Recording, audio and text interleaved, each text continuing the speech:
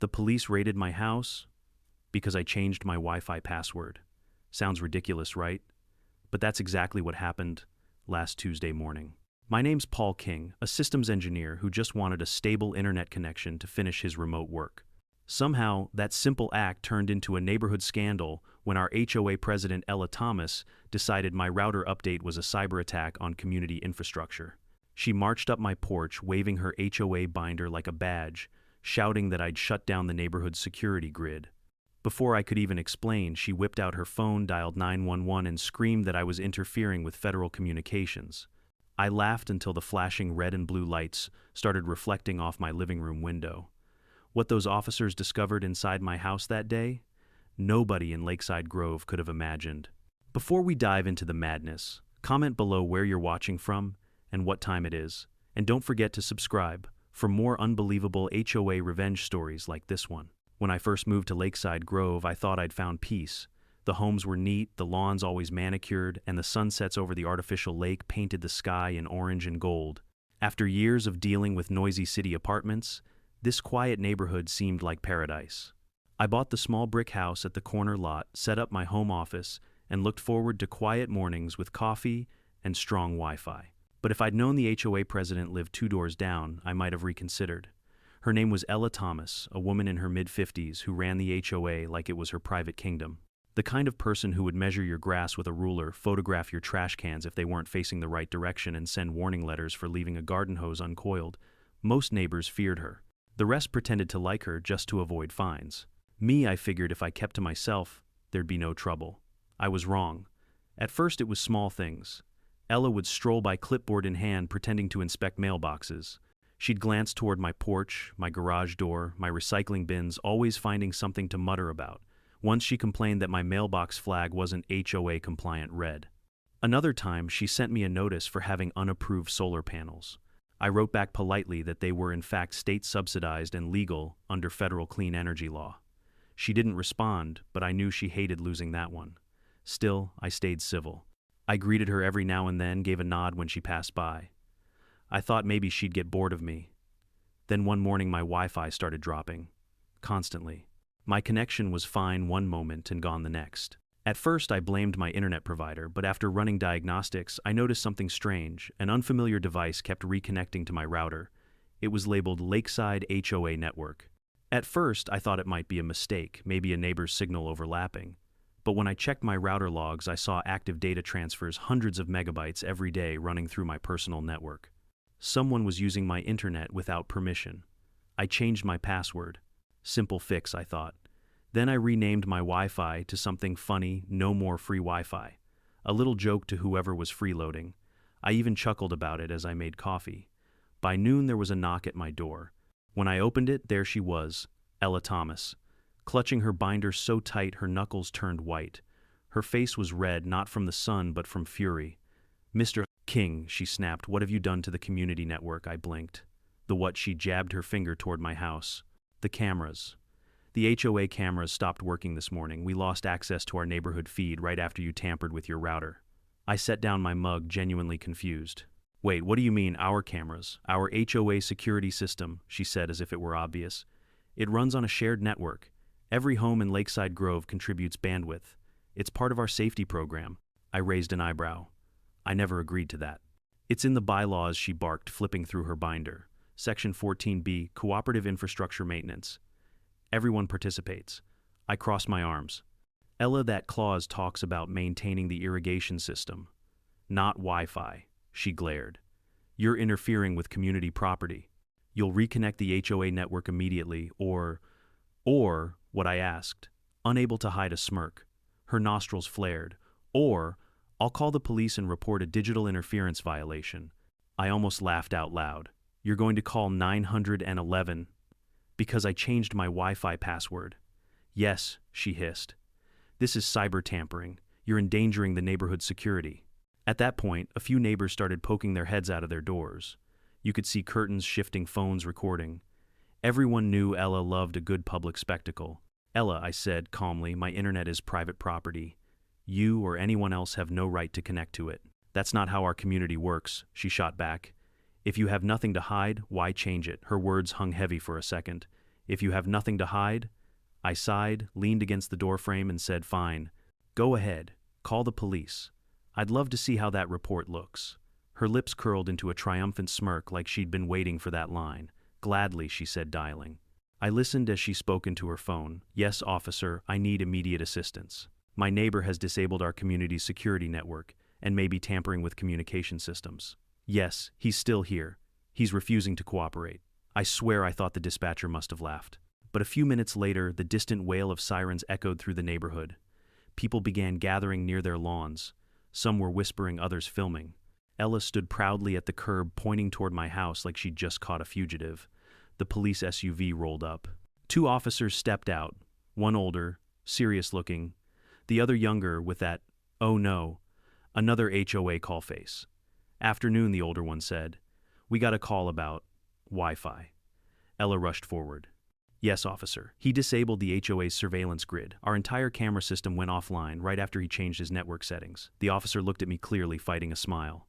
Sir, is that true? I gestured toward my front door. You're welcome to come in and see the dangerous weapon I used, a router. The younger cop snorted. The older one sighed. Ma'am, he said to Ella, do you have proof this man tampered with anything other than his own property? Ella flipped through her binder again, pointing to some highlighted printout. The HOA relies on shared connectivity. He cut us off from the signal. The officer frowned. Shared connectivity, like everyone uses his Wi-Fi. She hesitated, suddenly realizing how it sounded. It's a community arrangement. I folded my arms. I never agreed to share my internet. You were stealing bandwidth. That's a lie, she snapped. We had access for months and he never complained. The younger cop raised a brow. So, you did have access to his network? Ella stuttered. It's for safety. The HOA cameras are monitored through a central router system. His just happens to be the strongest connection point. Both officers exchanged a long look. Then, the older one turned to me. Mind if we check your router, sir? Not at all, I said, opening the door. Come take a look. They stepped inside as Ella hovered outside, still ranting. I led the officers to my office, where the router sat blinking innocently beside my desk. The older cop bent over it, squinting at the connected devices list. His eyebrows shot up. Well, I'll be damned. What is it? I asked. He pointed to the screen. You've got an active connection here from a network labeled Lakeside HOA maincam server. It's still trying to connect remotely. You aware of that? I shook my head. Nope. That's exactly what I was trying to stop. The younger officer leaned in. Looks like someone's still trying to access your network from the HOA clubhouse. They both straightened up. The mood shifted instantly. Outside, Ella was pacing the driveway, arms flailing as she lectured a group of curious neighbors. The older officer asked me quietly, Sir, would you be willing to come with us to verify something at the HOA office? Gladly, I said. I had no idea that by the end of the day I'd uncover something that would make everyone in Lakeside Grove question everything they thought they knew about Ella Thomas and about how far an HOA president would go to keep control. The moment we stepped outside, Ella was already mid-speech, waving her binder like a royal decree. Officers, don't let him delete anything. He's probably wiping evidence right now. The older cop, whose badge read Sergeant Reeves, sighed audibly. Ma'am, please stand back. We're just taking a look at the network setup. Ella wasn't having it. You don't understand, she snapped. This man's been sabotaging our community's infrastructure. Without our surveillance cameras, anyone could break in, commit crimes. This neighborhood could descend into chaos. I couldn't help but mutter, yeah, the chaos of people minding their own business. Her head whipped toward me like an owl. Excuse me, the younger officer, Patrolman Lewis, smirked. Sir, maybe don't poke the bear. I'm not poking, I said, shrugging, just pointing out that nobody signed up to have their internet hijacked. A few neighbors were standing on the sidewalk now. Janet, who always wore pink sweatpants and filmed everything for her neighborhood watch vlog. Mark, the retired teacher who'd been fined last year for planting tomatoes without HOA approval, and a couple of others pretending to water their lawns just to get a closer look. The community drama had officially gone public. Officers, Ella said, straightening her pearl necklace, our HOA agreement clearly states that all homeowners must contribute to shared services, security, landscaping, and yes, network connectivity. It's in section. Sergeant Reeves raised a hand. We've heard enough about section anything. What I want to know is, did you or anyone in your HOA have access to Mr. King's personal router before today? Ella hesitated for half a second too long. Access is a strong word, she said. Let's call it cooperative bandwidth. Cooperative bandwidth, I repeated, trying not to laugh. That's your new legal term for stealing Wi-Fi, the neighbors snickered. Even the young officer bit back a grin. Reeves' expression hardened. Ma'am, you can't use another resident's private internet connection for HOA operations without written consent. That's a privacy violation. Privacy violation, she scoffed. He's part of the community. We all share resources here. I crossed my arms. Not my data, we don't. Ella's face went from red to crimson. Mr. King, she said through clenched teeth, you are undermining our neighborhood safety initiative. Without that connection, our cameras cannot function. Then maybe you should pay for your own network, I said. You're the HOA. You collect fees every month. That hit a nerve. Her lips pressed into a thin line. You think you can defy this community's structure and get away with it. I am the elected president of Lakeside Grove. Reeves took a step forward. You're not above the law, Mrs. Thomas. That shut her up for exactly 5 seconds. Then, like clockwork, she switched tactics. Officers, she said sweetly, if you're so concerned about privacy, maybe you should check his devices. Who knows what kind of illegal activity he's hiding? I raised an eyebrow. Seriously, you're accusing me of being some sort of hacker now, I'm saying, she replied, with a smirk that his network has been acting suspiciously and the HOA can't monitor it anymore. Because it's none of your business, I snapped. The young cop stepped between us. All right, both of you, enough. Reeves turned to me. Mr. King, would you mind if we take a look inside your computer to verify that you're not connected to any external servers? Just so we can close this case properly. Go ahead, I said. I've got nothing to hide. Inside, they followed me to my home office again. The router lights blinked calmly, as if mocking the chaos outside. I opened my laptop and showed them my network panel. Reeves leaned in. There it is again, he said. Lakeside, HOA, maincam server, trying to reconnect. He clicked into the log files, streams of data, camera feed attempts, error codes, then a line that made everyone in the room go silent. Connection attempt, from HOA, office, terminal, 2 unauthorized access denied. Lewis whistled. Someone's still trying to tap in from the clubhouse. I folded my arms. Guess my new password's giving them trouble. Reeves turned serious. Mr. King, when did you first notice this? 2 days ago, I said. I thought it was some random hacker until I saw the network name. He nodded slowly. We're going to need to check that clubhouse. Outside, Ella was pacing like a caged tiger, ranting to anyone who would listen. He's turning the officers against me. This is a witch hunt. When we stepped out, she stopped mid-sentence. Well, she demanded.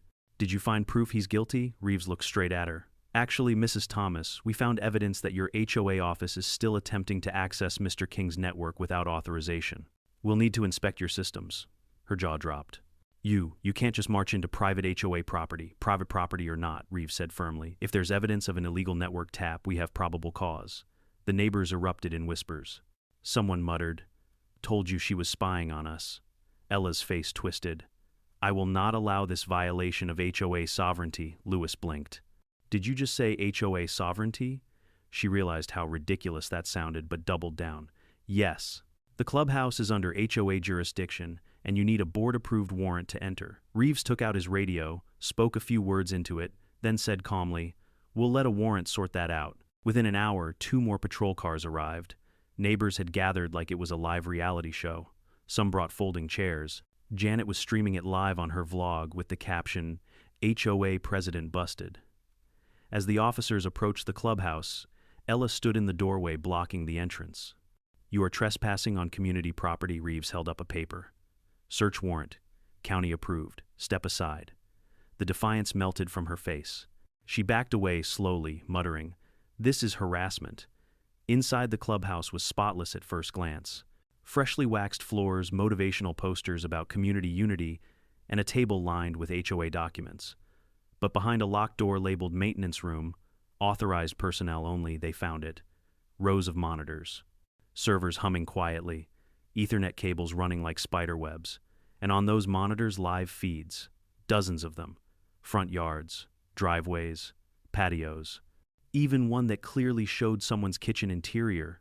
Lewis swore under his breath, Holy, this is insane. Reeves' face went cold.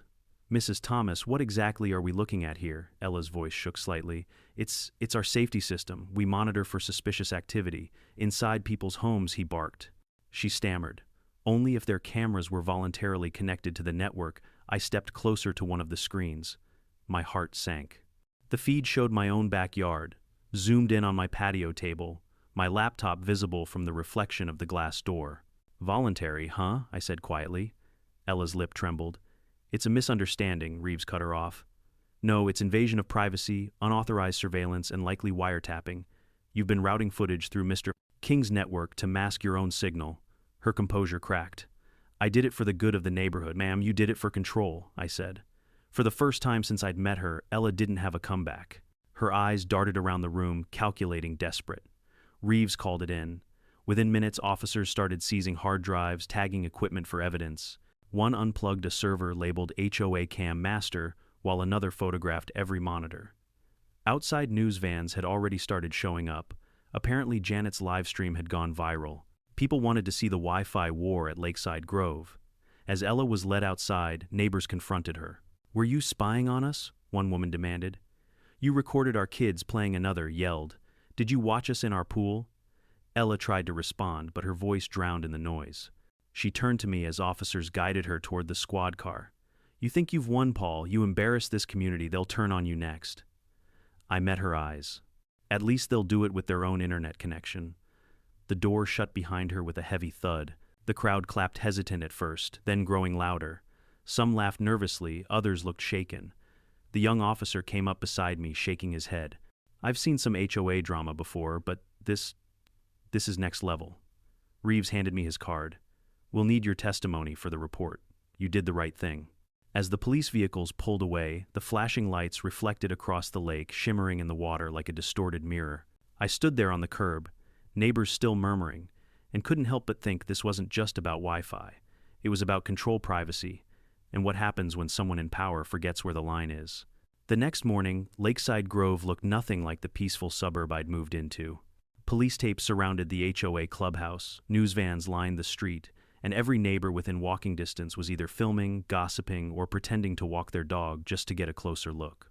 When I stepped outside to grab my mail, I spotted Sergeant Reeves standing by his cruiser talking to a man in a dark jacket with the County Cybercrime Task Force logo. Reeves waved me over. "Morning, Mr. King.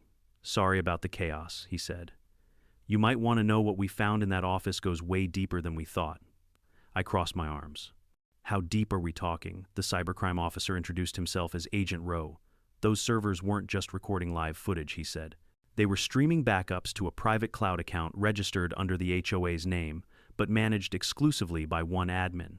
I didn't need to ask who that was." "Ella Thomas," I said flatly. Rowe nodded. "She routed everything through your Wi-Fi, so her personal IP wouldn't show up on the logs. Smart trick if it weren't completely illegal." Reeves rubbed the bridge of his nose. "She even had the cameras in infrared mode. That means she could see into people's windows at night." I felt a chill crawl up my spine. The idea that someone had been spying through my own internet connection through my router made me sick.